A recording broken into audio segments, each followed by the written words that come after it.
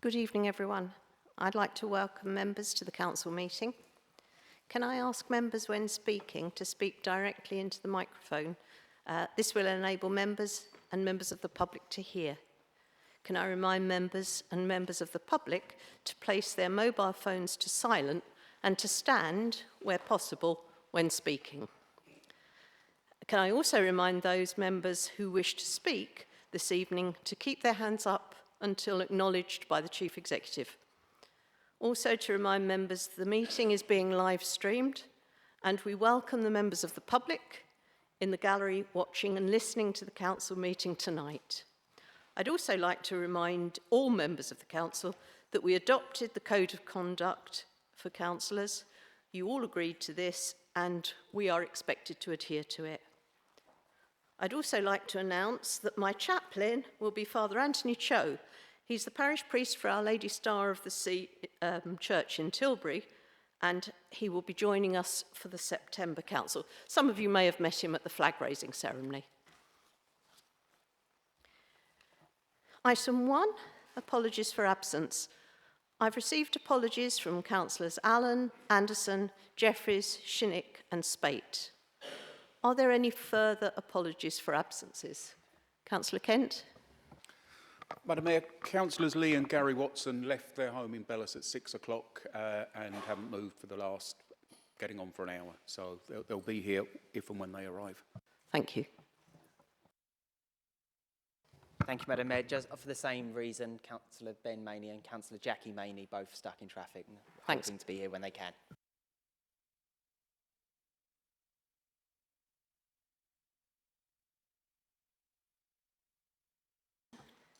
Item 2, minutes.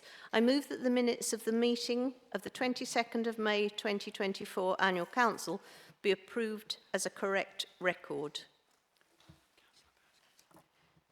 Councillor Byrne?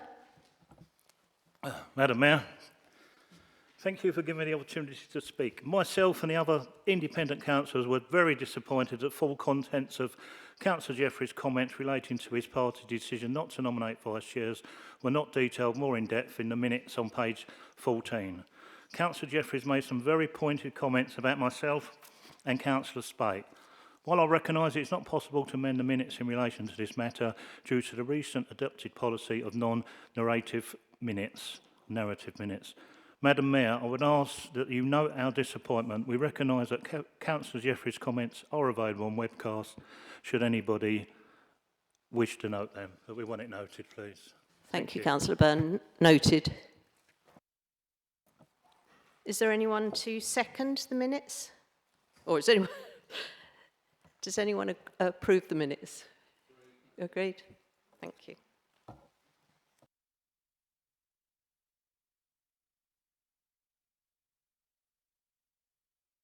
The minutes are approved.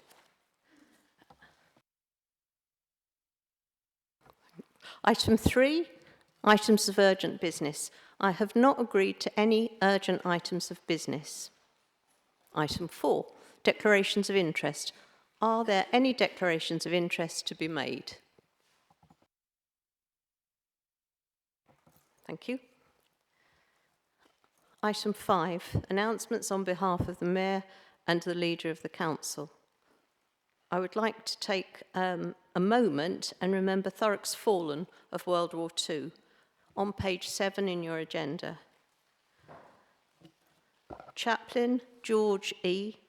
Davies David, Archer Edward George, Polly Joseph J, Wilson John T, Wilkes Victor, Thorne Sydney, Goodrick Harry, Kane George, Jubb Leonard W.E., Mumford Cyril J, Bourne Reginald F, Courtier William T, Briggs George E, Moore Alec H, Marvin Ronald T, Flatt Ronald C, Holmes George G, Currer Michael H, Shelley Terence G, Coker Alfred John, Potter Grace Mary, O'Neill George E, Smith Harold A, Swaffer Alfred J, Merrifield Kenneth F, Treadwell Charles, Beadle Eric P, Knight Edward A,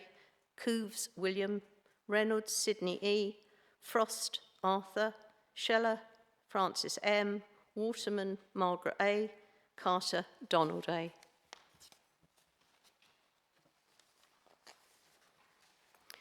I'll now invite the leader to make his announcements. Madam Mayor, members will have seen the news that Carpetright has entered administration on Monday, with PricewaterhouseCoopers appointed as its administrators. Although 50 stores across the country have been saved and sold to the Tappy Group, sadly their previous head office at Purfleet has not been saved, and as a result it's likely that we'll see over 300 people there losing their jobs. Madam Mayor, we know that every job loss is a personal tragedy. I've spoken today to our new Member of Parliament, Jen Craft, and she will be raising this with the Secretary of State for Business and Trade as a matter of urgency to garner his support for those workers that will be affected. In addition, the Department of Work and Pensions and Job Centre Plus have committed to putting together a rapid redundancy package of support, and the Council will stand ready to work with all agencies to do whatever we can to offer help with skills and training and other help to aid those affected to find new employment. Madam Mayor, it won't be my habit to use this section of the agenda month in, month out, only when there are things of import to bring to the Chamber's attention. The second thing I'd like to talk about very briefly is that we wish to have a minor tidy up of portfolios, which will see arts, culture and heritage moving from the environment and place portfolio to the community partnerships portfolio, where on reflection we believe it sits more comfortably. Thank you. Thank you. Under Council Procedure Rule 3.7, I've varied the order of business this evening so that we can hear motion 3 next. We have 4 young persons here this evening who will be speaking on this item. Motion 3, item 6. Councillor Hartstein, please read out your motion as printed on page 19 of the agenda. Thank you, Madam Mayor. Care-experienced people are a disadvantaged group who face challenges and discrimination in every aspect of their lives. However, care experience is not currently a protected characteristic within the Equality Act 2010. This Council wishes, as a matter of policy, to provide that care experience is a protected characteristic and has due regard to this characteristic when it makes decisions and determines its plans and policies. It is noted that the determination of this policy matter is an executive decision for Cabinet to make. Therefore, this Council resolves A, to treat care experience as if it were a protected characteristic within the meaning of Section 149 of the Equality Act 2010 until such a time as it may be introduced as legislation. And B, that the Director of Children's Services presents a report to Cabinet in order to give effect to this decision. Madam Mayor, I am honoured to move this motion this evening as I strongly believe in the need to protect and to advocate for the most vulnerable in our communities. Care-experienced people face significant barriers and challenges that impact them throughout their lives, including discrimination and stigma across housing, health, education, relationships, employment and the criminal justice system. Care-experienced individuals may have a deep-rooted mistrust in systems or institutions born out of their experiences with the care system. This could result in hesitancy or difficulty in seeking out and accessing necessary services, leading to delays in receiving important support or care.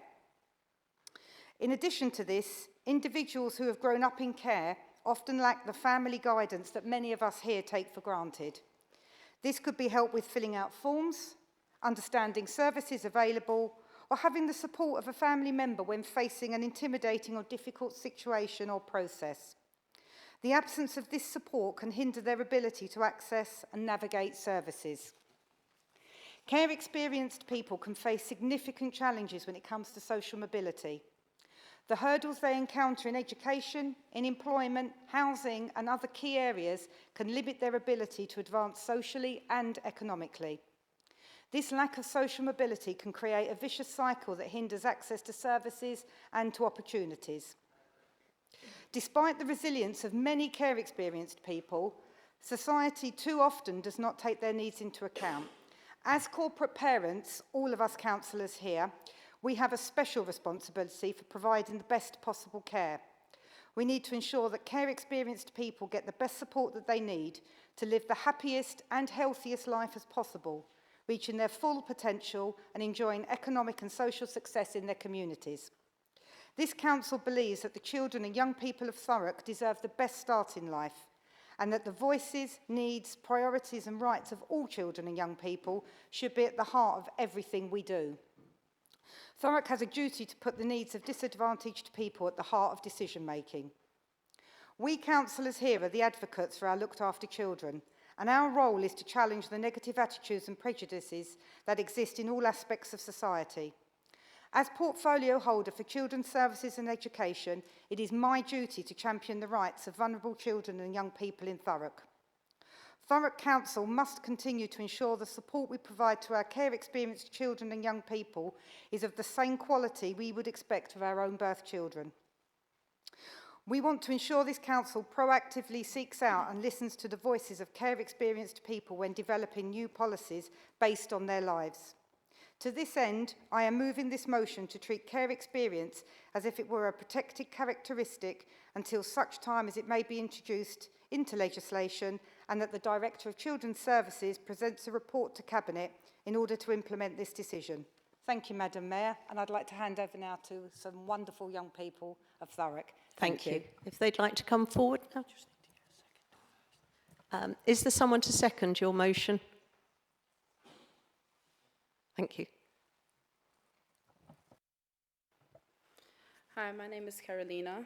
The main reason we believe Thurrock Council should adopt care experience as protected characteristic is so that all young people, including those with care experience, feel confident that when they go to apply for jobs, universities and apprenticeships, they're treated fairly, and that having care experience shouldn't be a barrier to young people having high ambitions.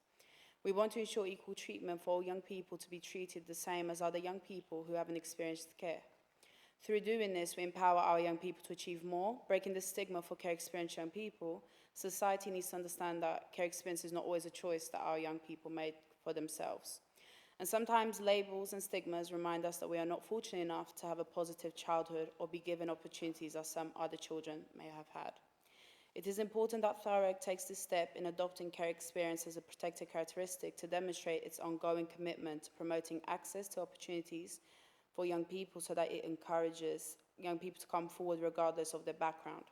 Lastly, care experience should not be the reason for young people to not aim high for fear of rejection, failure and judgment. Thank you.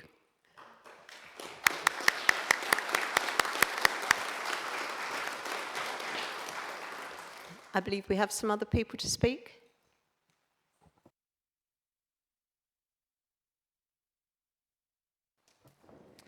Hello, my name's Jasmine. We believe that care experience should be a protected characteristic because the average person will not always understand the hardships and struggles we as children in care have experienced and will often judge us before they have even spoken to us. A protected characteristic will help to educate, raise awareness and help people to have more acceptance for us. I hope this will mean we'll have better relationships, opportunities and experiences as we go through life. We are doing this for us and for all of children in care. Thank you. Thank you.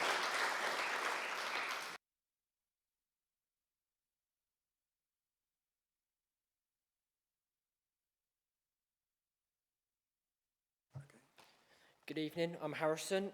I believe care experience should become a protected characteristic to ensure we live in an inclusive society where everyone benefits without any exceptions. Regardless of your background, everyone should be treated fairly. Whilst we cannot control our backgrounds and what has happened to us in our past, this shouldn't lead to us having judgment in our future.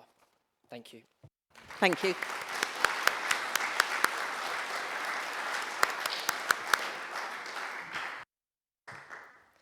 Hello, I'm Molly, and I believe that care experience should be a protected characteristic, as I want the unjust views of people who have or are experiencing care to be acknowledged and for them to be equal. They are more than just care kids. They are human beings who deserve to be treated with the same amount of respect and value as everyone else. They should not be pitied or seen as different from us. They deserve to have equal opportunities, and care experience should not stop them from getting jobs. When they become parents themselves, it shouldn't be assumed that they would not do a good job just because they have been in care. People will not make that assumption about me, so why should they make that assumption about them? Thank you.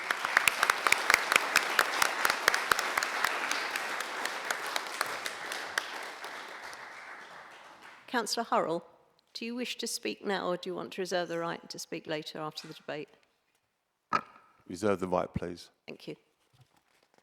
Does any member wish to comment on the motion?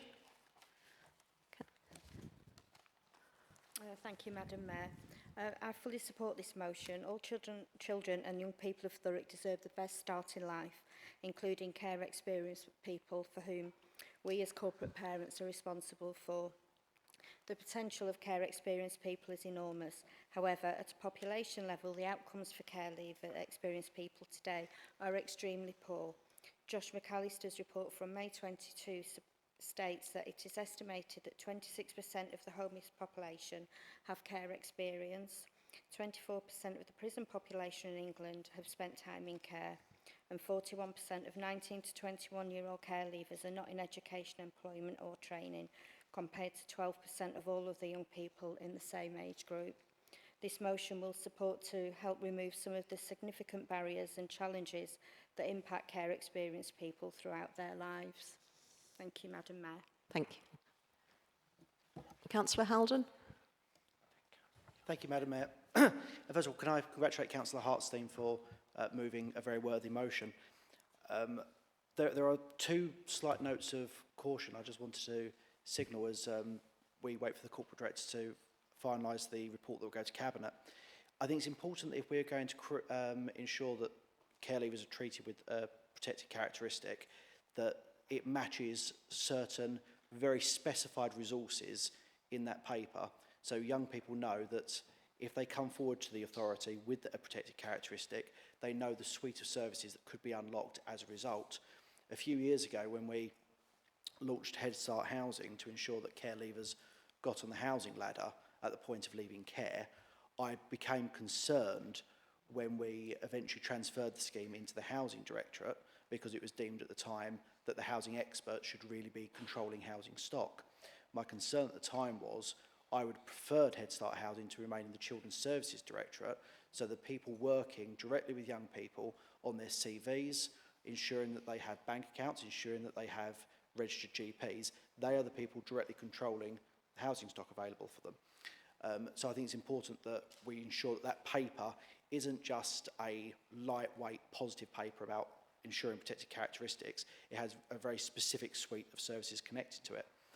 And I think it also will then require a relatively hardcore education exercise across the authority to ensure that all departments understand how they are meant to interact with it.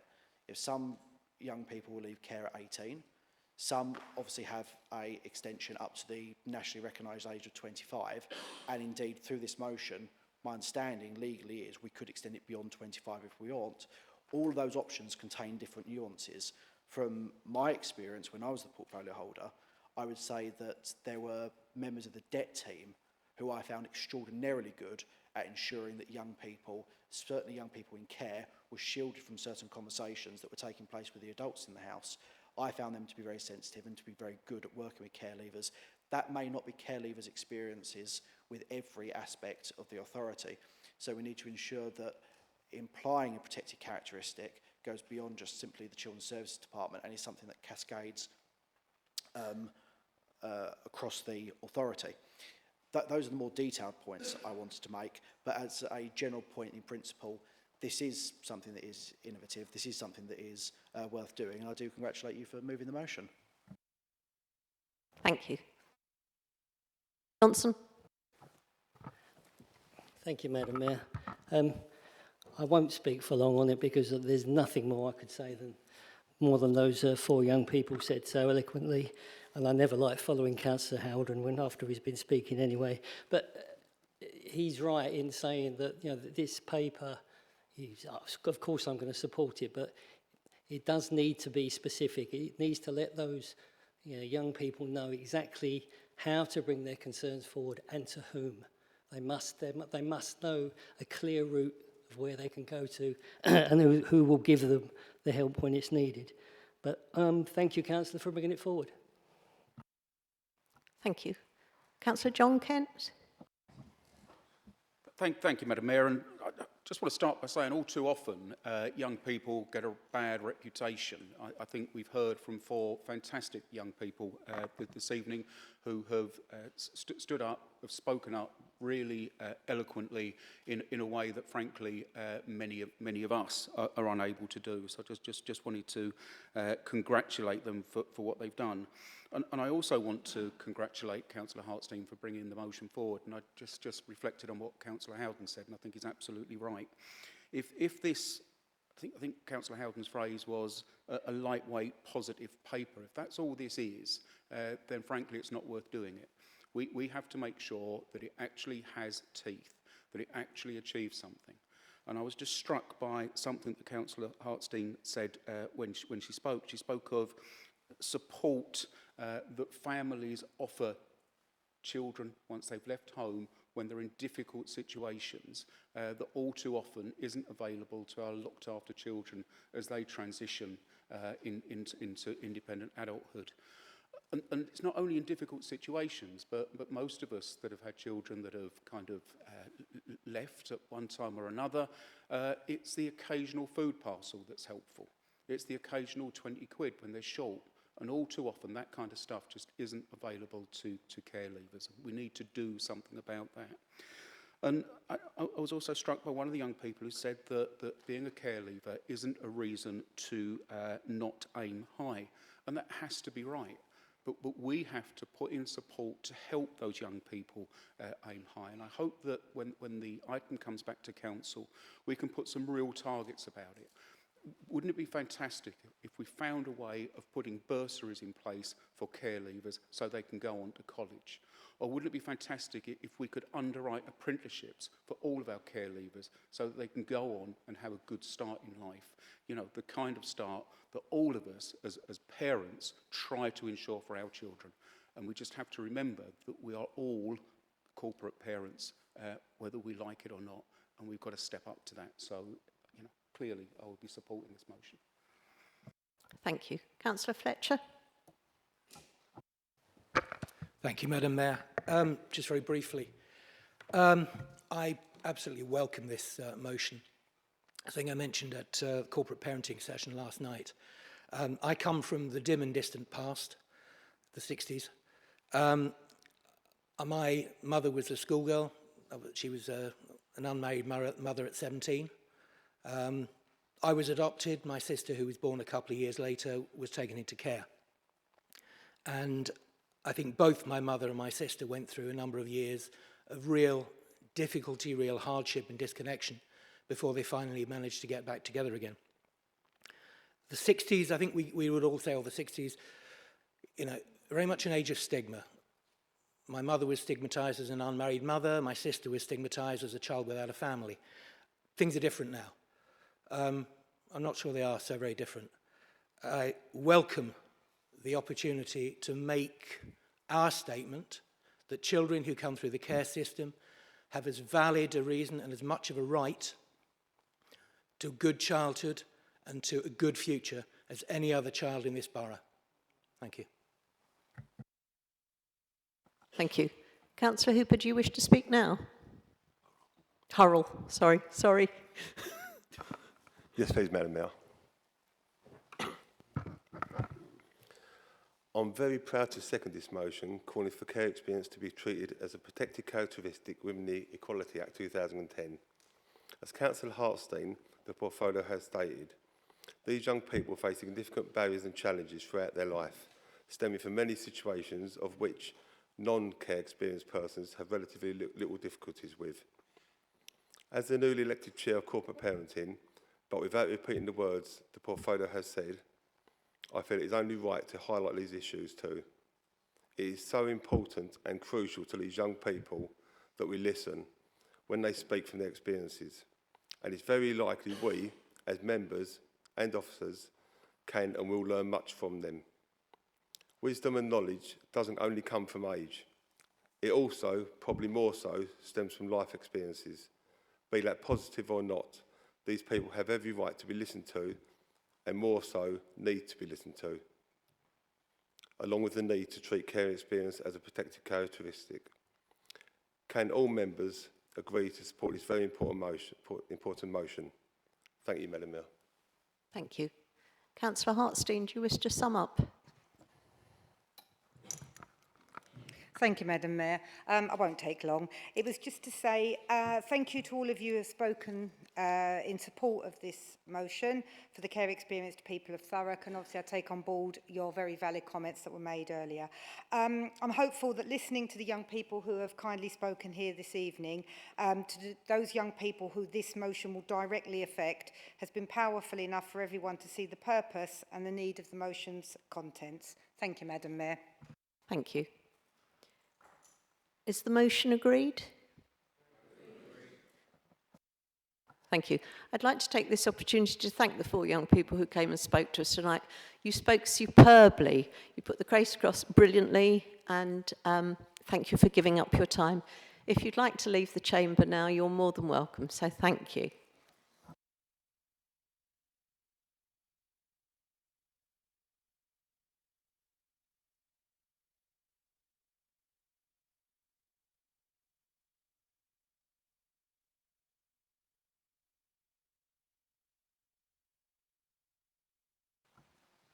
Item 7, no public questions have been received this evening. Item 8, petitions from members of the public and councillors. Please be advised that in accordance with the council's petition scheme, 1 notice of petition has been received. Can I ask Mr Findlay to come forward and present his position to urge Thurrock Council to abandon the proposed £80 garden waste collection charge? You have 3 minutes to speak, Mr Findlay. Thank you.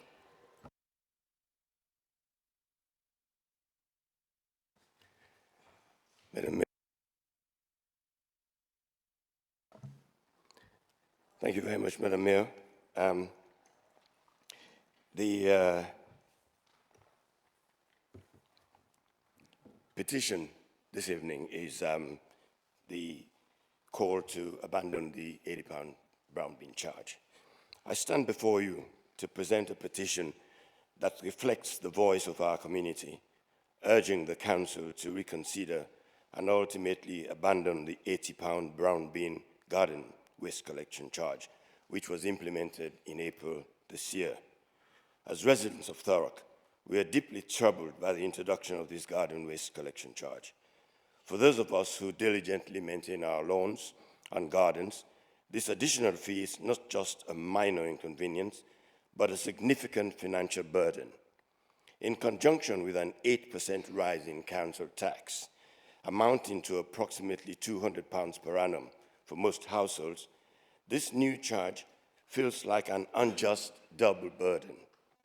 Many of us residents believe, rightly or wrongly, that our council tax already covers waste disposal services.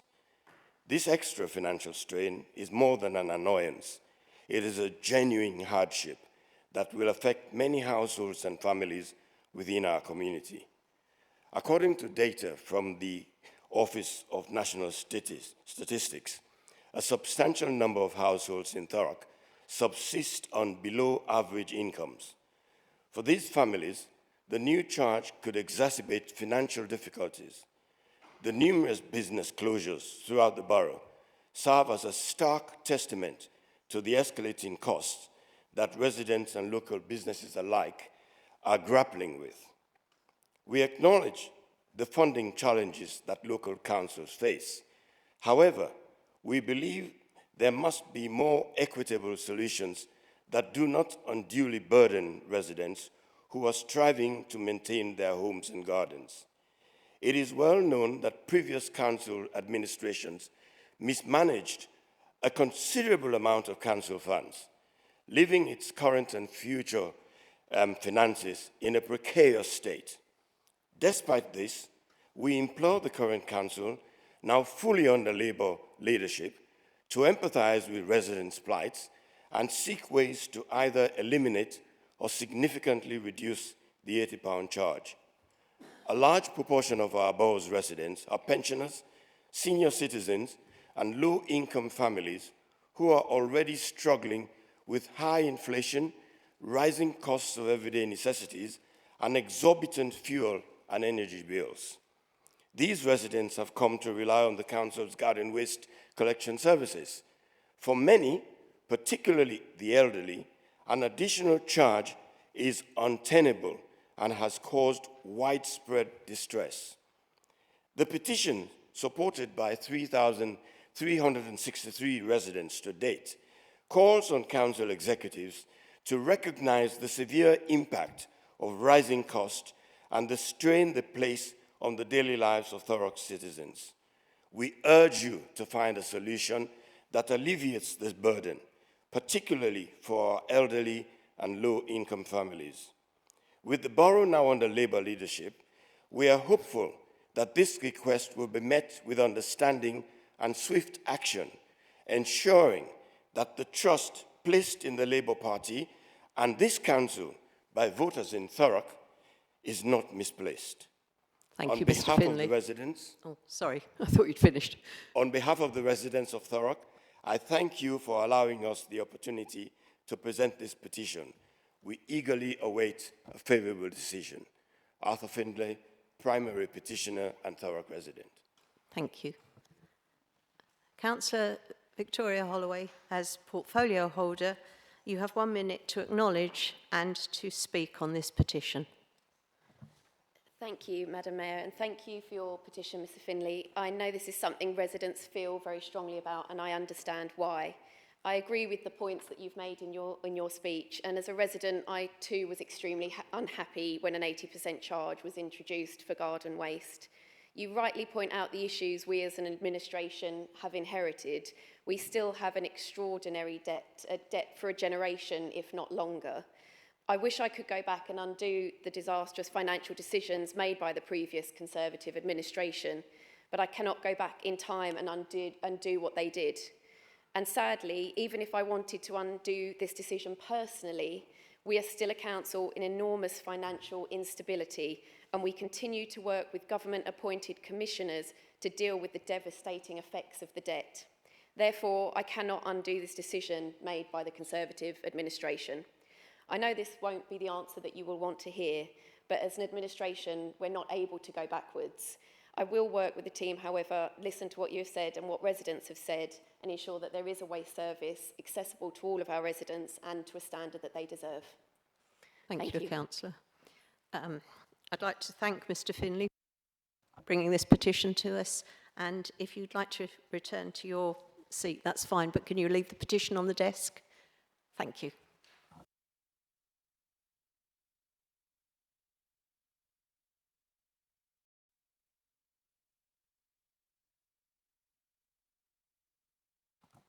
Item 9, update reports in respect of those petitions presented at Council and Council offices. This report can be found on pages 21 to 22 of the agenda and is information on the status of petitions handed in at Council meetings and Council offices. Item 10, appointments to committees and outside bodies, statutory and other panels. Leader, do you wish to make any changes to the appointments previously made? No, thank you, Madam Mayor. Thank you. Councillor Cockshall, do you wish to make any changes to the appointments previously made? Oh, yes, just one, Madam Mayor, just to remove Councillor Gledhill as the substitute on people and replace him with myself, Councillor Cockshall. Thank you. And Councillor Massey, do you wish to make any changes? I do, and thank you, Madam Mayor. And the Non-Political Alliance of Independent Councillors would like to make 3 changes. Councillor Allen has relinquished his role on Health and Wellbeing Board. At this point, the Alliance does not have another nomination. Councillor Allen will also remove from his role on Standards Committee and to be replaced by Councillor John Fox. In addition, we would like to amend the roles of 2 councillors on the People ONS Committee. Myself, Councillor Massey, will revert to being the group substitute member on the committee, and Councillor Roy Jones will become a full member with immediate effect. Madam Mayor, this meeting also has an obligation to nominate and vote for a Vice Chair of People ONS Committee. I'd like to nominate Councillor Jones for that role and I'm sure one of my immediate colleagues, or perhaps another member, will second him to facilitate that vote happening in time for tomorrow's meeting of such committee. Thank you. Thank you. Councillor Burns, thanks. Is any member in disagreement with the nominations made? Thank you. Item 11, Corporate Parenting Committee Annual Report. Can I please ask the leader to introduce the report? You have 5 minutes to speak following this, and I will invite Councillor P. Arnold, Chair of the Corporate Parenting Committee last year, to speak. I would also like to introduce Councillor Mark Hurrell, I'll get it right this time, the new Chair of the Corporate Parenting for this municipal year. Councillor Kent. Thank you, Madam Mayor, and I think it's fantastic that this item, this annual report, is coming here tonight when we've had such a positive motion to start the meeting. I think actually it's just a constitutional quirk that as Leader of the Council I'm asked to introduce this, so I'd much rather pass straight over to Councillor Arnold as the outgoing Chair of the committee and ask him to introduce. Thank you. Councillor Arnold. Thank you, Madam Mayor. And thank you, Leader, for the invitation to actually speak tonight. That's much appreciated. I'm going to do my best to follow those very eloquent words earlier on, but we'll see how that goes. And apologies for this report not coming to Council earlier. I know it's been held up. We've all been very busy, so hence it's only with us today. This evening, actually, I did the presentation in 22-23. And I've actually noticed there's some couple of minor major changes. I'm on the wrong side of the chamber, and there's obviously a lot of new faces out there. Obviously, many I've not met yet. With all the new councillors, I'd very much urge them all to learn and discover as much as they possibly can about being a corporate parenting. Now everybody knows that's what you are. I did speak to Jenny earlier on, and she confirmed that I believe you had 18 councillors at the training last night. Sadly, I couldn't make it myself. But 18, I think, is very good, and it's very, very pleasing to see. Up until May this year, I was, obviously, as the leader has said, I was fortunate to be the chair of the committee for a year and a half. It was fantastic. My pre-committee nerves were always present, but quickly melted away as soon as we got underway. I hope the new chairman gets the same support once the webcast starts. He has a new team of diverse members, and I hope they will all endeavour to keep and continue to keep the politics to one side. I always endeavour to do likewise, and I'm confident that won't be an issue. At this point, I would like to personally thank the Corporate Parenting Committee for 23-24. I won't go through them by name because obviously a couple of them are not with us anymore, but that is with a great deal of thanks. I know the member engagement was open and honest, and on occasions very robust, possibly from myself. For example, taking NELF to task several times on the issue of the lateness of initial health assessments.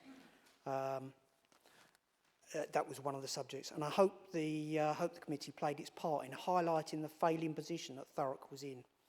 We all heard at the last meeting that improvements were about to come into play, and perhaps a new chair would be able to update us on that when the new Corporate Parenting Committee comes up. I would also like to thank the co-opted members, Thurrock Young Voices and all the officers, all of which spoke with passion about their various services and fields of expertise. Not forgetting Democratic Services, who I sought help and guidance on multiple occasions. Tonight, quickly, I'd like to focus on two events. The Looked After Children's Awards, unfortunately again I was unable to attend this year, and the Foster Carers Awards. This year was held at the old Plough House on the A128, and was attended by many, many people. It was a fantastic evening. Celebrating the commitment given by foster carers from Thurrock, we listened to speeches and heard first-hand examples of the dedication, devotion, and sometimes unbelievable loving gift given to some of our most vulnerable members of society. One notable recipient of an award was for 40 years continuous service. Incredible. The dedication was humbling and yet inspirational at the same time. I would ask that the new administration make sure that funding is continued for these marvellous events. They are joyous occasions and will be sadly missed by all concerned if they were not to continue. Finally, I'd just like to briefly tell you all about a case that I encountered during the course of last year. It's a story of a young person transforming from childhood and becoming a young adult. On their 18th birthday, they were literally moved from a well-catered for environment into independent living accommodation. This accommodation is clean, but can only be described as basic. It was sparsely furnished with only bare bones of what we would all consider comfortable living. This young adult receives a sum of £75 to get themselves started. Just think about that, £75. No bedding, towels, no kitchen utensils, pots, pans, kettle, microwave, etc. No TV. The list goes on and on. I reach out to you all. We all know that we are all corporate parents. But what I'm asking is that you dig beneath the surface, think about what it's like to be in this position. Think what it would be like if it was your child or your friend's child. Right, lost my track. I would request that all, particularly all new members and everybody in the chamber, look out for and maybe provide a little extra help for looked after children. I know the young adult I've spoken to about did receive many new items for the flat. A little bit of kindly generosity from one corporate parent has made this person very, very happy and very appreciative, and pleased that someone out there cares for them. Thank you, Madam Mayor. Thank you. Councillor Cockshaw, do you wish to speak? Thank you, Madam Mayor. Just to say that I think, just following on from the motion has come very well timed with the report of what the role that we all play as councillors, as corporate parents, with the report that Councillor Arnold has just spoke to. I think, as a reminder, the role has changed. 3 years being a councillor, coming up so nearly, and I look back and the role of, you don't expect as a councillor, it's the thing that it's always there. You are a corporate parent. There are looked after children that you are responsible for, and they are in your care to look after. And I think Thurrock does amazing things with our looked after children. We really make sure we do place them at the heart of what we do, and we've got a fantastic children's services team that actually facilitate that. And it's great. Last night, the training session, I've never known so many councillors to attend. It was really well attended. The last two that I'd attended were a mix of online, but it was a good step change, and I was really pleased. And it's one of the things that this chamber is always going to be united about, is making sure our young people that are in our care are looked after. Thank you. Councillor Massey, do you wish to speak? Just to thank Councillor Arnold and the committee for the outgoing, and wish well to the new committee going forward. They do some really good work. Thank you. Would any member like to speak on this report? Councillor Hartstein, you have 4 minutes. Thank you, Madam Mayor. I won't take 4 minutes. I'd just like to thank Councillor Paul Arnold for this report. Thank you. Last year, I was Vice Chair of Corporate Parenting, and it was a genuine pleasure to work alongside Councillor Arnold as Chair and the other members of the Corporate Parenting Committee. It is a committee, as you've said, where politics are left at the door and work is undertaken cross-party with the best interests of Thurrock's children looked after as its sole focus. It is a committee where the needs of looked after children are prioritised and high aspirations and improved outcomes are at the heart of the work that they do. The voice of looked after children is heard and listened to at every meeting. I look forward to working closely this year with the new Corporate Parenting Committee. I also just want to take this opportunity, please, to thank the officers who work so hard for our looked after children, the co-opted members that also sit on the committee, and of course our foster carers who work tirelessly to support and champion our looked after children. Thank you, Madam Mayor. Thank you. Leader, do you wish to sum up? No, thank you, Madam Mayor. Thank you. I'll now proceed to the recommendation that the contents of the Corporate Parenting Annual Report be noted. Oh, sorry. Sorry. Councillor Hurrell. Thank you, Madam Mayor. You did say you'd invite me to speak, that's why I didn't raise my hand. I'm sorry. Anyway, it doesn't matter, obviously. I'd just like to say thank you to the outgoing chair, Councillor Paul, Say thank you to the outgoing chair of the Corporate Parenting Committee, Councillor Paul Arnold, for his report and his hard work and enthusiasm over the last 18 months. I hope I can continue the good work with you, good work you have done. I hope I can continue the good work you have done with the officers and committee members. Also, I'd like to praise the corporate parenting officers of all levels. Their excellent work, the far majority of which is never seen, on being possibly the most positive area of the council over the last few years. Yesterday, many members attended a corporate parenting training session. Among the feedback I heard was it was really worthwhile and it was brilliant training. So thank you to the officers for that. Also, one of the presenters of the training said it was the best turnout they'd ever had. So thank you to all members that signed up for that as well, please. We, all members as corporate parents ourselves, while holding officers to account, need to support the team to the best of our ability. I look forward to working with them in the forthcoming year ahead. Thank you, Madam Mayor. Thank you. I'll now proceed to the recommendation that the contents of the Corporate Parenting Annual Report be noted. Do members note the recommendation? Thank you. Item 12, Corporate Plan. Leader, would you please introduce the report that can be found on pages 35 to 56? You have 5 minutes to speak. Thank you, Madam Mayor, and I'm very pleased to bring this new corporate plan here this evening for agreement. And I think the first thing that I want to say is that, clearly we didn't start work on this on the 22nd of May this year. This has been a long time in the making, and I just want to acknowledge and thank all members that have played a part in producing this. And I particularly want to single out, if I can, Councillor Deborah Arnold for all the work that she did to get this to where it is. It is appreciated, and the same, as I say, for all members. It's been through Cabinet twice now, so it has been debated there. It's the full plan now, and it marks what I believe is a really important step forward for us all in setting out how we will deliver that fresh start for Thurrock.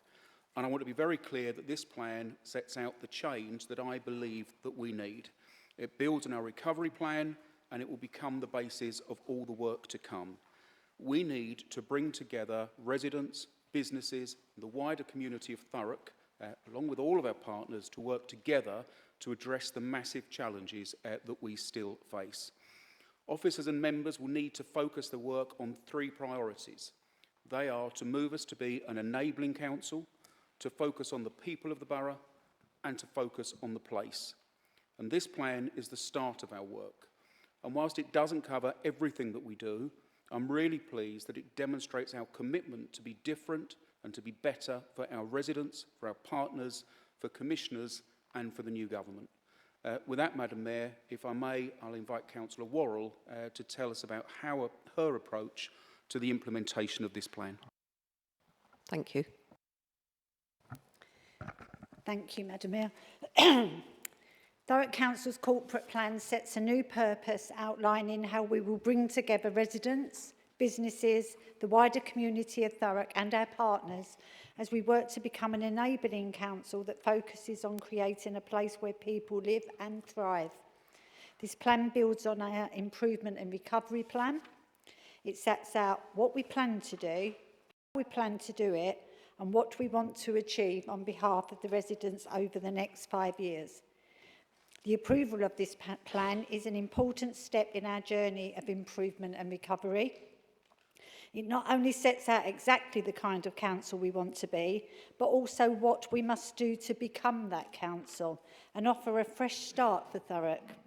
Through this plan, we will be ambitious for Thurrock and its people, transforming what the council does and how we do it so that families and communities can thrive.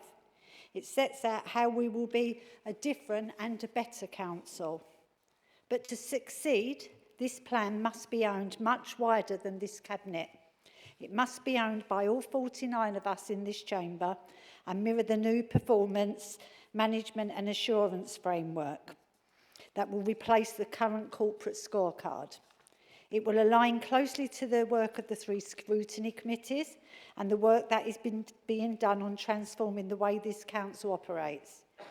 I'm sure that I can speak on behalf of all the cabinet members that they want you to challenge them and ensure that we deliver on the plan for the residents of Thurrock, and that everyone plays a part on the journey through our intervention.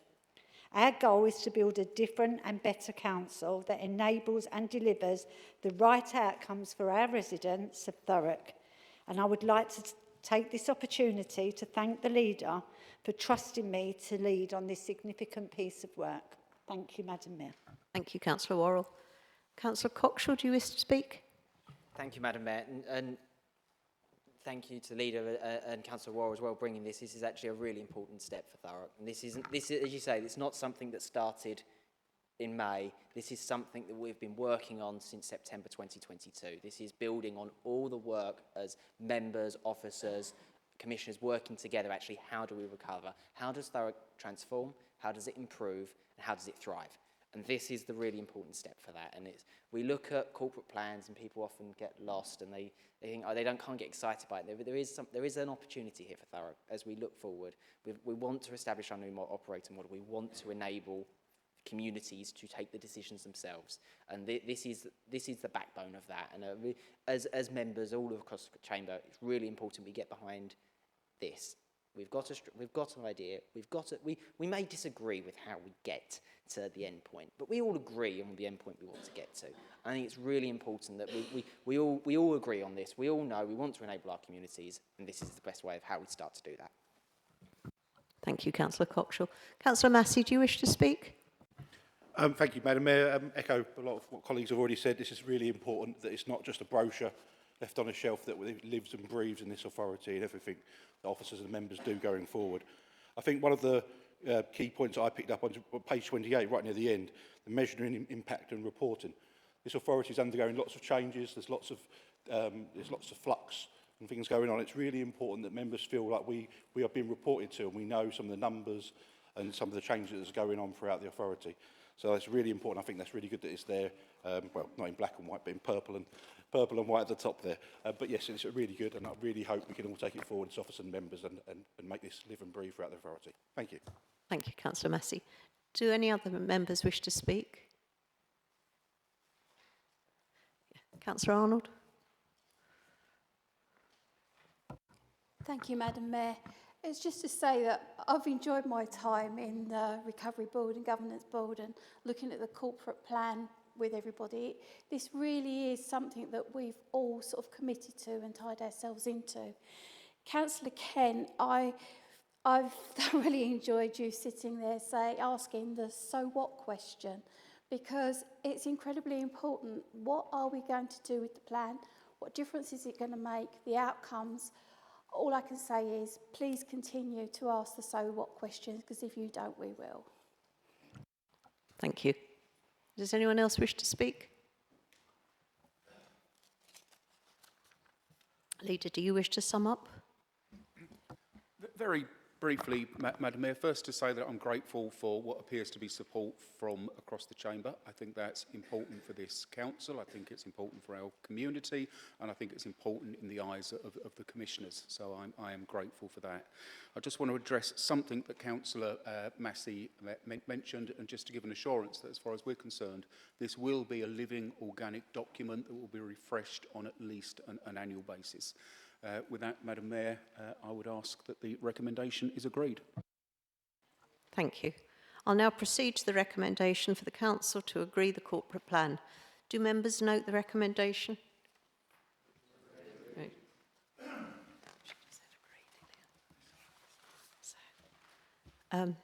Question from members. Member questions can be found on pages 57 of the agenda. I'd ask those members who have submitted questions to please read out their question when asked to do so. Sorry. Unfortunately, Madam Mayor, the portfolio holder that has both questions isn't here. She's still stuck in traffic. Just a moment, please.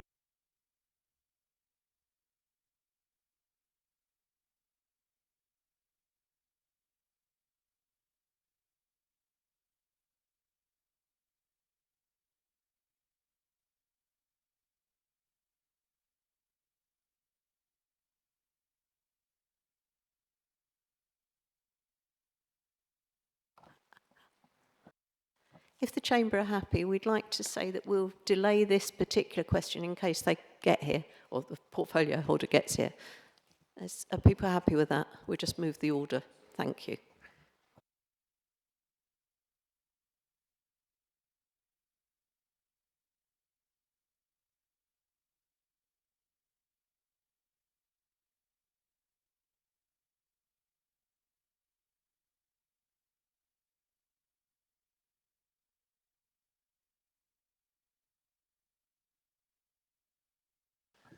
Okay, item 14.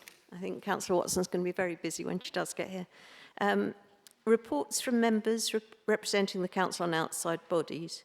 Does any member who represents the council on outside bodies wish to present a report? Thank you. Item 15, minutes of committees. These are listed in the agenda on the contents page. Item 16, motions update report. I'd like to advise members of a couple of updates to this report. Motion raised by former Councillor Redsill in October 2023, full council to look at options for tackling school parking across the borough. Members of the Place Overview and Scrutiny Committee held on the 16th of July agreed to a parking at schools task and finish group. This motion is now complete. Motion raised by Councillor Spate in January 2024 full council to acknowledge the tremendous contributions to the community and sport by Margaret Whitbread and Fatima Whitbread, and to offer both the freedom of the borough of Thurrock. This motion is still ongoing with officers in correspondence with Miss Whitbread on a suitable date. Thank you. Item 17, motion 1, Councillor Cathy Kent, please read out your motion as printed on page 61 of the agenda. Thank you, Madam Mayor. This council congratulates the Thameside Theatre, excuse me, its staff and volunteers in winning the Muddy Stilettos Best Theatre Arts Venue in Essex for the second consecutive year.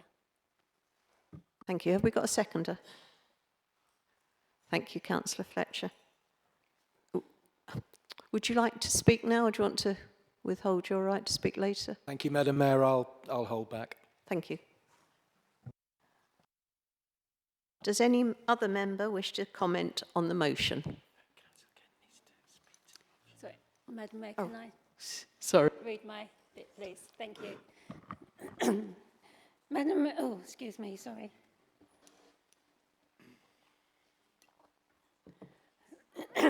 Madam Mayor, last year I presented a similar motion when the Thameside Theatre won this award, and it seemed only right and proper for me to do the same thing again. This motion is all about congratulating everyone involved in running the Thameside Theatre for all their hard work, commitment, dedication and belief in what they were doing. The Muddy Stilettos Awards are national awards covering various categories for small businesses, and the regional winners are wholly voted for by members of the public. Other finalists in this category were the Headgate and Mercury Theatres, both based in Colchester, the Chelmsford Theatre and the Turner Arts Perspective, which is also based around the Chelmsford area. So you can see how tough the competition was. The Thameside Theatre, though, is not just a theatre. There is so much more to it than that. It is home of the Thameside Young Producers, who bring hundreds of talented young performers to the stage, raising thousands for local charities. Their work in the community and developing young people backstage skills has been recognised by Sir Andrew Lloyd Webber. Several of these young people have gone on to study at university, gaining degrees, and now work in technical theatre.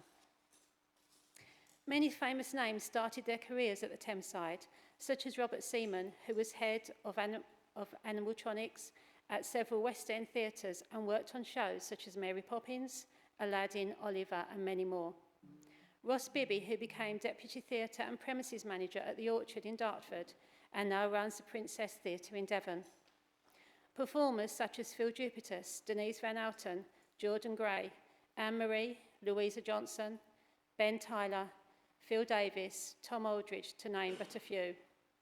The Thameside also works with many different community groups, such as the Afro-Caribbean community on Black History celebrations, Nepalese movie nights, Funky Feet dance troupe, Wicked Wednesday showing low-cost films for families, and many other activities. The Thameside has become a place for all. It produces good quality entertainment at great value for money, but it does so much more. It is a safe place, a safe space where a child who has no confidence and friends can find their value, where the retired listen to and can share their experiences, and the vulnerable can find a safe place to be themselves. Madam Mayor, I hope every councillor in the chamber here tonight will support this motion so we can tell the staff and volunteers how wonderful they all are and congratulate them on winning this award for the second consecutive year, and make sure that the theatre thrives and it becomes a place that we are all proud to say is in Thurrock. Thank you, Madam Mayor. Thank you. Councillor Holloway, I believe you want to speak. Thank you, Madam Mayor. I join the congratulations to the Thameside Theatre, its staff and volunteers. It's essential that we celebrate these brilliant successes for our local theatre and recognising its enormous value within our community. And it is very important, which is why one of the first things I did when I gained the portfolio was to get the lift fixed at the Thameside Theatre. Despite calls, the previous Conservative administration would not fix the lift. It was a purposeful choice that had an enormous impact on those using the facilities. People had to wait a long time for one working lift. Mothers with prams were having to carry them up the stairs. It just wasn't acceptable, and I'm so happy now that we have made sure that this is fixed. I will always support the Thameside and all of the arts and culture within the borough, whether or not it's officially in my portfolio or not. Thank you, Madam Mayor. Thank you. Would any other member like to speak? Councillor Jones? Oh, sorry. Thank you, Madam Mayor. I think this is a fantastic news, and I really congratulate Councillor Kent on bringing this to Council. How many times have we heard in the past Thameside Theatre may be closed, it's going to be closed? It's disgusting. That's a fabulous building down there. Maybe a few pennies to be spent on it as to bring it up to current, what it needs. But do you know what? The people behind it and the people that work in there, I think, do a fabulous job. And I'm so pleased that over the years that we've never forced it to close, and we've fought to keep it open. And so, good luck to it all. Thank you. Thank you. Councillor Byrne? Or which one? Is it not? Any other member wish to speak? Thank you. Councillor Fletcher, would you like to comment now or speak now? Thank you, Madam Mayor. I'm probably not going to say much that doesn't repeat what's already been said, but I'm going to do it anyway. Yes, it's been mentioned, the challenges of the last couple of years for the Thameside Theatre. Okay, it's whatever the reasons for that. It's amazing that the staff and the supporters of the theatre have been able to deliver against that kind of backdrop, deliver the kind of quality that this award recognises. It's also, as it's been mentioned, the award is based on the votes, the backing of people across the community. It tells you a lot about how the people of Thurrock value this particular community asset. So I think the award is nothing less than a recognition of the kind of quality this borough can deliver when the support is there, and the value of community assets like the Thameside Theatre. And I heartily back up Councillor Kent's recommendation that we really rejoice in this award. Thank you. Councillor Cathy Kent, do you wish to sum up? Thank you, Madam Mayor.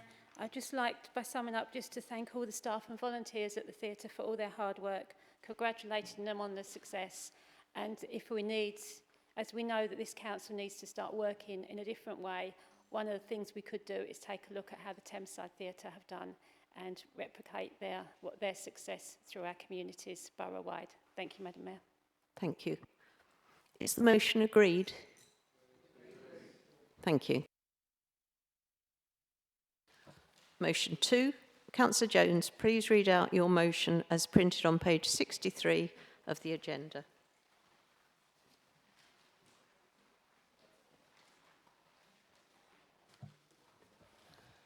Thank you, Madam Mayor. We called on Thurrock Council to work with both central government and Kent County Council to find a way to restore the vital, historic Tilbury to Gravesend Thames River crossing. We urge all parties to seek funding from community or other sources as to put in place a long-term plan so this infrastructure can be restored. Thank you. Thank you. Have we got a seconder? Thank you. Do you wish to speak now or reserve your right to speak later, Councillor Kent? Thank you. Is that me? Is that me? Okay, thank you. Madam Mayor, many members in this chamber and residents in the public gallery, though there's not many there tonight, and in Thurrock, have probably used the Thames River crossing from Tilbury to Gravesend at some point in their lives. We know it affectionately as the Tilbury Ferry. I have fond memories on paying many visits to Gravesend with my family and to take in some shopping. And sometimes we would go to the west of Gravesend where there was a picnic area, play park, historic fort and a lovely riverside cafeteria. The children, my children, used to enjoy their ferry crossing immensely, and so did I. And also, more importantly for me, many times I've worked in Kent and Gravesend, and I've used this ferry service.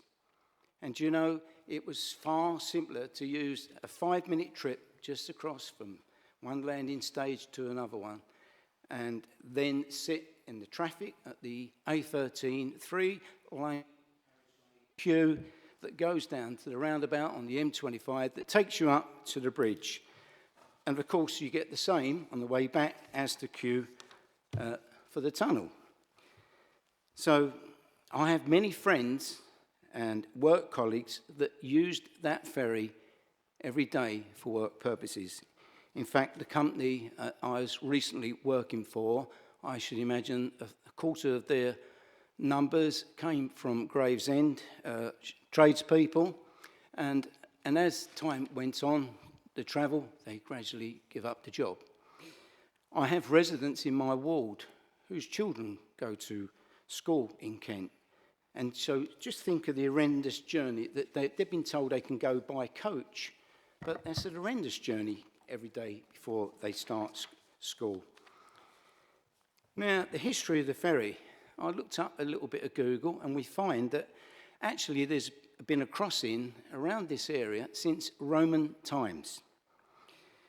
And at one time, we know that the ferry carried cars back in the 1950s and 60s. But obviously, that was just before the tunnel was built. But once the tunnel was built, obviously, this wasn't a viable product. So we can understand as that part of the ferry closed down. But it was still deemed that there was a need for a passenger ferry and this infrastructure link, and that's carried on all these years. Now, Madam Mayor, on our watch, do we really want to let this vital service go? I don't think so. I think that we've got to fight like we do for certain things as to keep this going. This is needed by many, many people. Now, I know that on the landing stage at Tilbury, it had work carried out. They put a new walkway in to make it more accessible. On the Gravesend side, I know for a fact that a couple of years ago, they moved the pier. The pier that the ferry was going onto was falling apart, and so they've moved it onto a new pier that's more inviting and makes it more accessible and safer for passengers. So the port has played their part in trying to keep this ferry operational. So I think we should try and do our part. So tonight, Madam Mayor, I urge all members to support this motion to restore the Tilbury Ferry, a most important infrastructure link between Essex and Kent. Thank you, Madam Mayor. Thank you. Does any other member wish to speak? Councillor Johnson. Thank you, Madam Mayor. It is really good to see that, well, hopefully everyone in the chamber will agree to it, but everyone's in favour of restoring this historic Gravesend Tilbury Ferry. And of course I will be supporting the motion. However, I do need to point out a few facts. When we left office in May, there was £40,000 ring-fenced for this ferry, should an operator want a subsidy to run the service. We are informed there is currently no council funding for this scheme, which I can see leaves me with only 3 options. The Cabinet member has reallocated funding without public scrutiny, an officer has reallocated funding without approval of the Cabinet member, or it is an attempt by this administration to rewrite history. Now, we know Labour like to rewrite history. Just last Sunday... Sorry, can we keep to the point, please, Councillor? I'm making a very valid point, in my opinion, Madam Mayor. If you want to stop me, tell me to sit down, please. When we know that Labour like to rewrite history, just last Sunday, their new MP for Gravesham misleadingly wrote to the Secretary of State to say that the ferry isn't running because Thurrock and Kent County Council pulled funding. Now, the problem's never been about money. It's been about finding a company willing to run the service. The procurement goes out in Kent County Council's name, and the big challenge that they've always found is trying to find and get the company to run it. Why does no company want to run the service? What are local stakeholders, particularly Thurrock and Kent, doing to make this an attractive proposition for companies? How can we make it more attractive? Maybe introducing a fare for those with bus passes, which will increase revenue, and many are willing to pay. Maybe we could even introduce trips down to Southend or Kent beaches in the summer as a cheaper and more fun way of going to the seaside for families.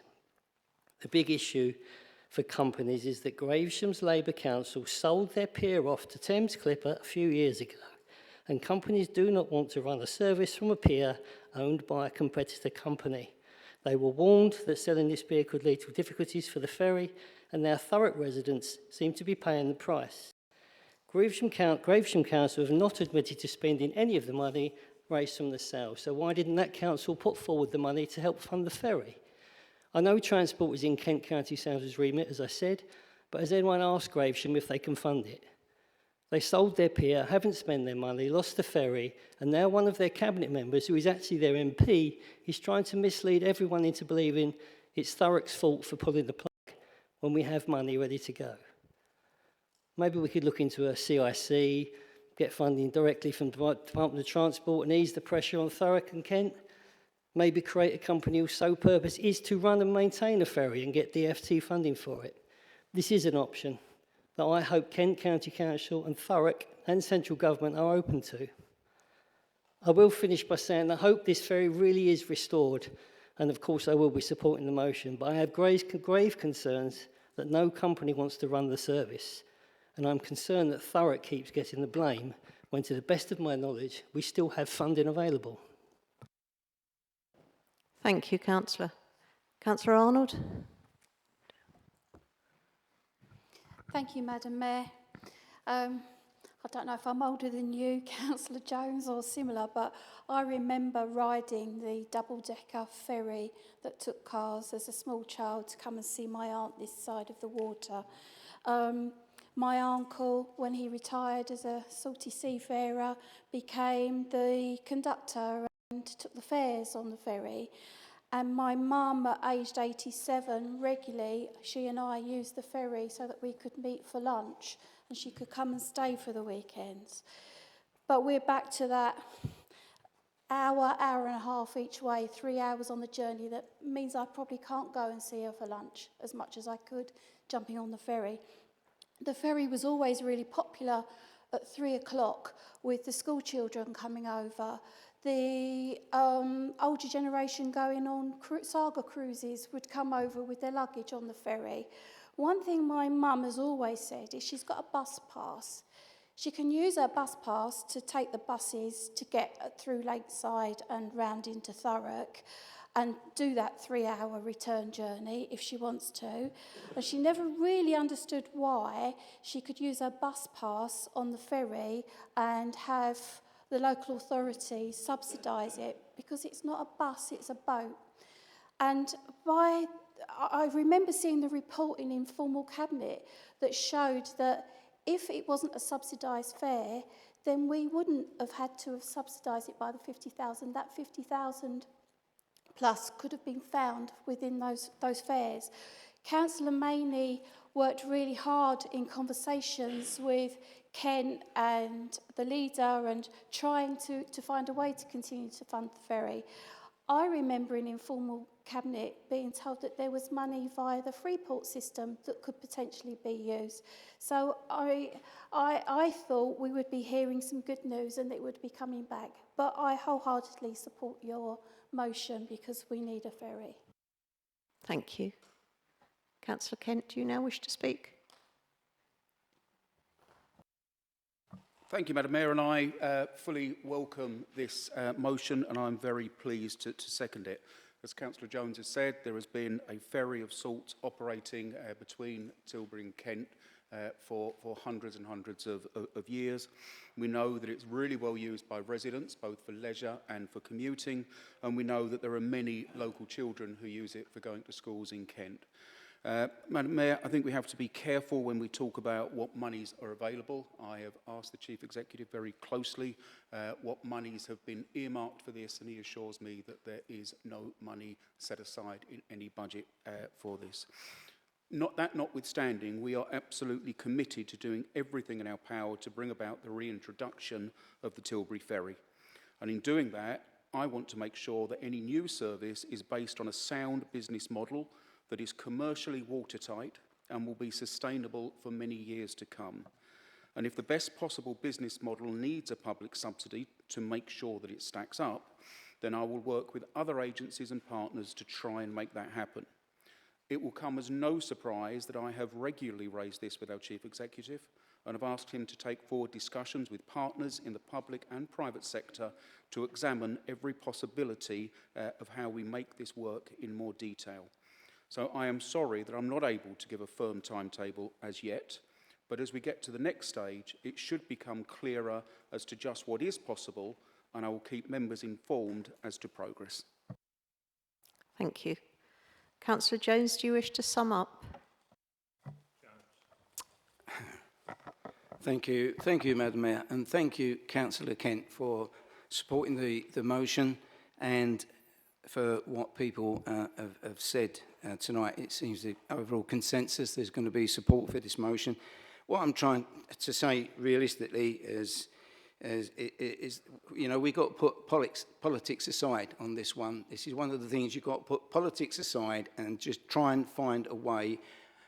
You know, you're talking about where the money's coming from. Sometimes everything is not out there as to make profit on everything. Some things have to be subsidised. It should be a service for people in need. And there's a lot of people in need in this borough that need that crossing. So thank you very much. Thank you. Is the motion agreed?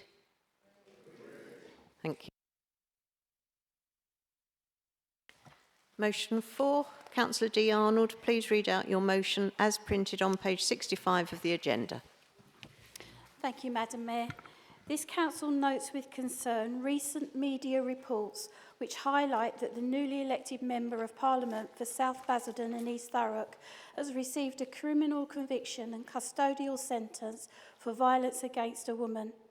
This chamber reaffirms our utter intolerance of violence of any kind, especially violence by men against women and girls. Thank you. Is that seconded? Thank you, Councillor Rigby. Councillor Arnold, would you like to speak? Yes, thank you, Madam Mayor.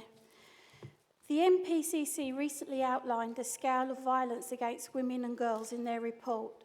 Sexual harassment, verbal aggression, beatings, rape, sexual abuse, exploitation, grooming, trafficking.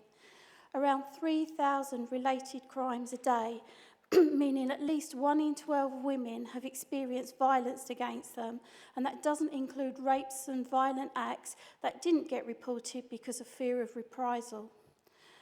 Virtually a 40% increase over the past 5 years, and reoffending statistics are just as bleak.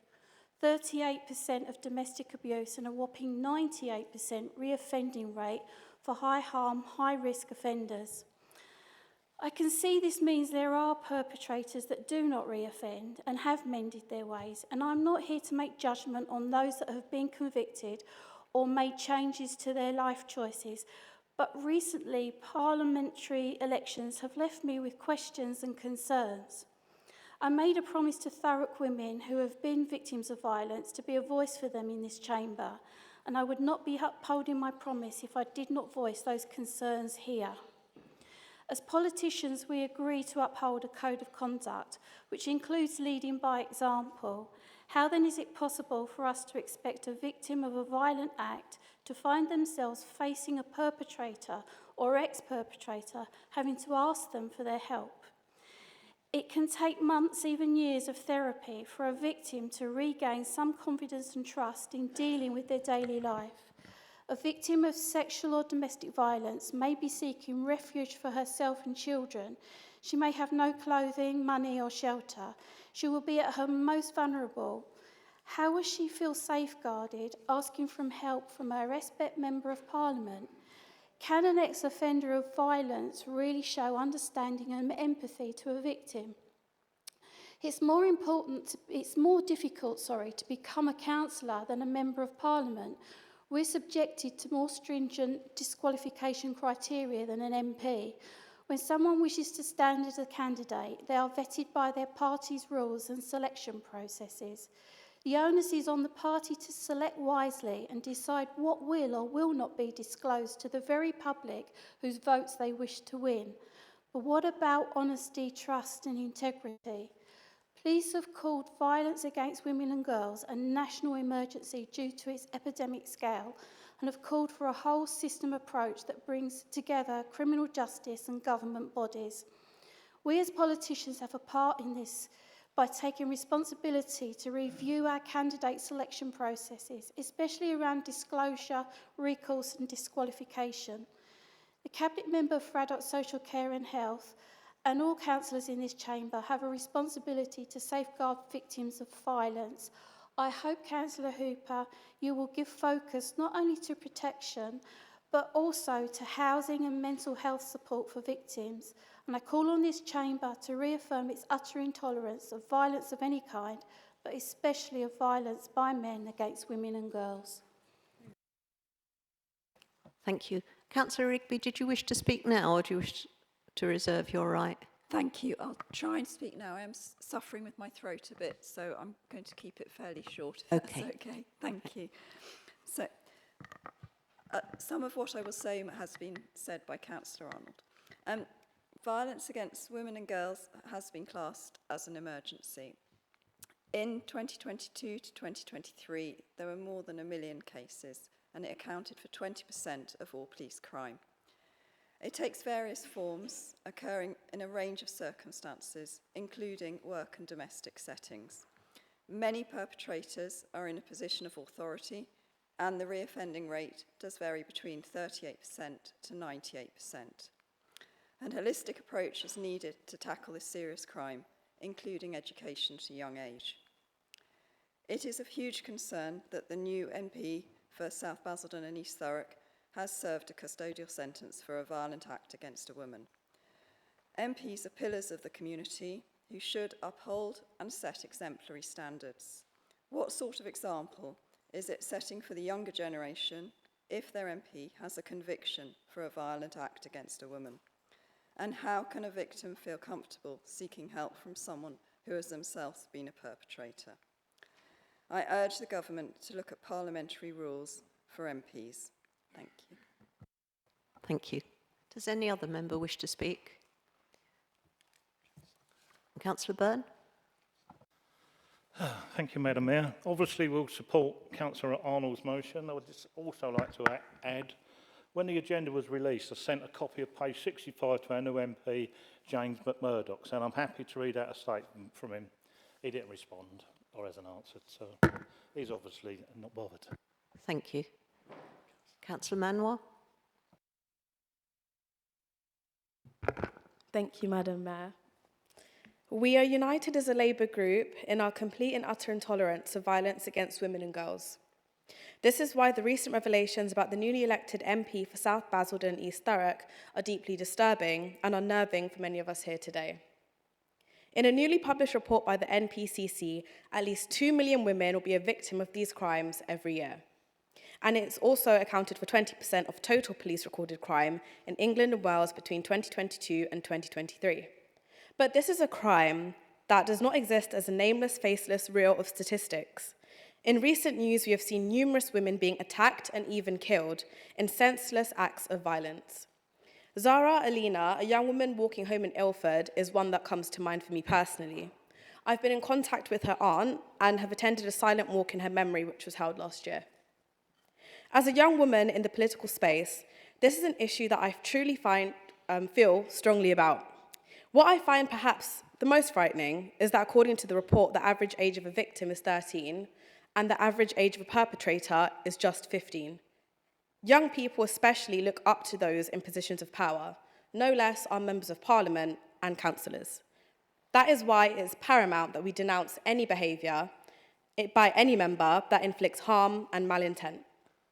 This is a very serious issue that is escalating in prevalence and severity, which is why when we talk about this in the chamber, it's paramount that we all condemn perpetrators of the crime and conduct ourselves with the compassion, empathy, and seriousness that this issue deserves. This is an issue that transcends party political point scoring, and thus I implore each and every one of us here today to vote in favour of the motion and stand together in commitment of eradicating the scourge of gender-based violence from our wards, our borough, and our communities at large. Thank you. Thank you. Would you like to sum up? Oh, sorry, Councillor Johnson. Thank you, Madam Mayor. Some of the numbers that were just read out there were just appalling. I mean, you know, as a crime, it's pretty despicable, and I really do think that there should be a rethink at the top to allow this. That shouldn't allow this to happen. I have a wife, I have a daughter, I have a granddaughter, and daughters-in-laws. To think that at some point they may need to seek advice from a member of Parliament, but before doing so, I might have to look at his criminal record first. Just appalls me. Obviously, I'll be supporting this. Councillor Rigby has almost lost her voice tonight through an ailment. That's, you know, no fault of her own. But please don't let our young women and some of the care experience females that we heard from today, or you know, in general, don't let them lose their voice up in Parliament. Thank you. Councillor Cecil. Thank you, Madam Mayor. Thank you, Madam Mayor. When I left the Royal Navy in 1972, I answered an advert in the Gazette for probation volunteers, and I became a probation volunteer. And when I went to work in Dunton, a man came up to me and said, "You changed my life by the work that you did with me when I was a young person." Rehabilitation is an important part of the justice system. It has been sadly neglected over these last 20-odd years. If this man's sentence is spent, I think you've been wasting your time. Once a sentence is spent, there is no way back that he can be recalled to custodial sentence.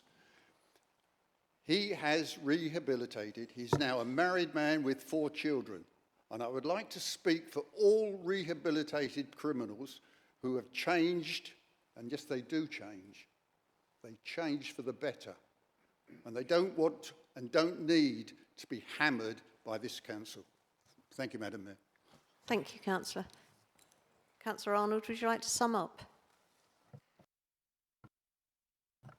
I'm kind of in shock, Councillor Cecil, but you're entitled to your opinion and I'm glad that you've brought it to full council. You're right, I also read that those that don't receive any rehabilitation or work towards not reoffending, the risk of reoffending goes even higher. It's already up to 98%. That means there's only 2% that don't reoffend. So I think it's of high importance to highlight violence against women and girls when it's on such an increase. And yes, there's work to be done with perpetrators, of course there is. And like I said, I'm not here to make judgment on individuals or persecute individuals. But as a woman that's been in a situation where they've been raped or sexually abused or have a violent partner to find themselves in a room trying to discuss that with somebody who's committed a violent crime. It's the whole mental health issue. Councillor Manoir, you always speak so eloquently in this chamber, and I thank you for your support and every word that you've said. And Councillor Rigby, thank you. Councillor Johnson. Thank you. Is the motion agreed? Thank you. You'd like to abstain? Thank you. Is there anyone wish to vote against? Oh, against, sorry. Can you record that? Sorry. We've now got to go back to the questions from members because we delayed it because you finally got here after that horrible journey. So thank you. Members' questions can be found on page 57 of the agenda, and I'd ask those members who have submitted questions to please read out their question when asked to do so. I'll let you all find the page. Question 1 from Councillor Gary Byrne to Councillor L. Watson. Madam Mayor, Councillor, can you tell us the current state of play with our Stamford station and the land that was acquired opposite, please? Councillor Watson. Thank you, Madam Mayor, and apologies to you and the Chamber for being so late, but if anybody's going south of the river, I suggest you leave now. Thank you for your question, Councillor Burns. First of all, I would like to apologise to the residents of Stamford Le Hope for the shambolic way this project has been undertaken and carried out. I'm sorry to say that I was on the planning committee back in 2022 when this was put forward, and I was one of those that agreed that, thinking it would enhance the area, so apologies. The Council is currently conducting a gateway review of the Stamford Le Hope Station redevelopment. This assessment is designed to review the current plan for the station and the land opposite to identify the best scheme for the area. The scheme will be delivered, both operational and fully requirements, whilst offer the best value for the Council. The review is currently forecast to come to Cabinet in October. Thank you. Councillor Byrne, do you want a supplementary question? Yes, please.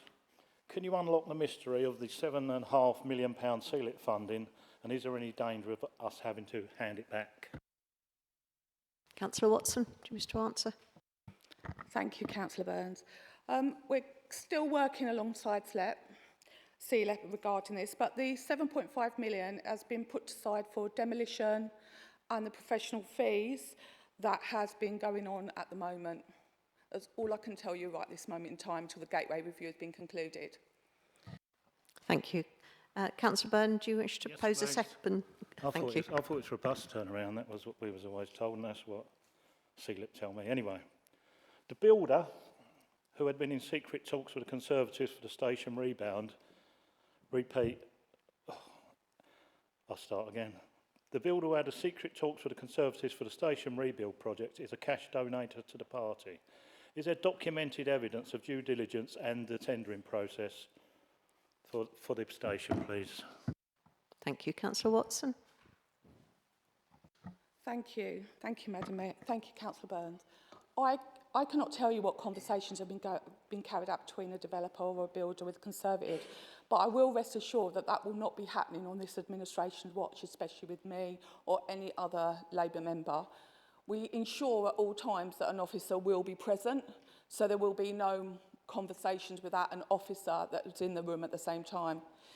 In terms of due diligence, that's part of the gateway review. So we're going through all the decisions, all the recommendations, everything that's ever happened on that station is going through that gateway review.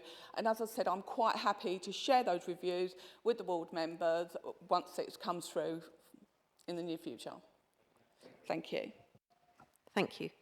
Question 2 from Councillor Day to Councillor Lee Watson. Councillor Day, please read out your question as set out on page 57 of the agenda. Thank you, Madam Mayor. I'd just like to add, before I ask the question, that things have superseded themselves. There's been announcements in the press today and leaks and bits and pieces. So I know most of the answers to my questions, and probably a lot of people in this chamber does. But if you want me to go through the process and read the question, I'm quite happy to. You can withdraw the question if you wish. Well, I probably would want a supplementary, so I need to ask the first question, do I, or shall I go straight to the So supplementary? can you read the question as Right. printed in the agenda, Right. please? So pretend you haven't heard this. Okay, here we go. Where are we? Okay. Following the award of £432,000 from the Department of Transport, it was announced this spring that the council would tender for the provision of a new real bus service with the proposed route serving Hordern on the Hill and others. Would the portfolio holder please provide an update on the tender process and advise us whether an operator has been secured? If so, when will this new service commence? Of course, we all know. Thank you. You can sit down now. Councillor Watson, do you wish to answer? Will you answer? Thank you, Madam Mayor. Thank you, Councillor Day. As you know, this administration made this one of our priorities to get it through as quick as possible. So I'd be very, very pleased to announce that the 375 bus route for our residents that will go through East Thurrock and Horndon on the Hill to access Grays and all in between. So I'm absolutely delighted to announce that it's going to start at the beginning of September. I also, while I have the opportunity, I'm going to give a very special thank you to the local residents. Councillor Massey has been very much part of this, and especially Kirsty, Emma and Carol, who worked tirelessly on Save Our Bus Service Thurrock campaign. Just to them, their work paid off. Thank you. Thank you. Councillor Day, do you wish your supplementary question now? Sorry, yes. Of course, and it's not all news, because the news months ago was that the money for this bus service was awarded under a Conservative administration. Sorry, it's supposed to be a question. So, well, I'd just like to add, what are you going to, have you got any plans for promoting this bus service? And if you have, could you tell us? Thank you. Councillor Watson. Thank you. If I remember correctly, it's the Conservatives that actually cut the bus route. We knew but, that was coming. Just answer the question, please. As for promoting, yes, it will be promoted far and wide. It's already getting press coverage for it. It's actually the residents we've already had meetings with are actually going out and putting leaflets out already on it round the Horndon on the Hill and round East Tilbury. So it's very much going to be like advertised everywhere, and it's for everybody who wants to go that way and into Grays. So absolutely. Thank you. Councillor Day, do you wish to have a second supplementary question? Say that we've got the money back to do it, not you. A question, please. That's fine. Oh, thank you.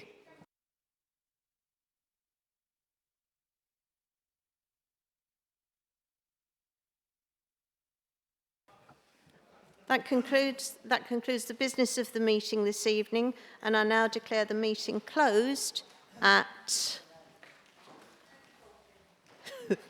Thank you. Before you all get up and leave, before I stand up, can I just say that there are still lots of refreshments in the Mayor's Parlour if anyone wishes to pop in. Thank you.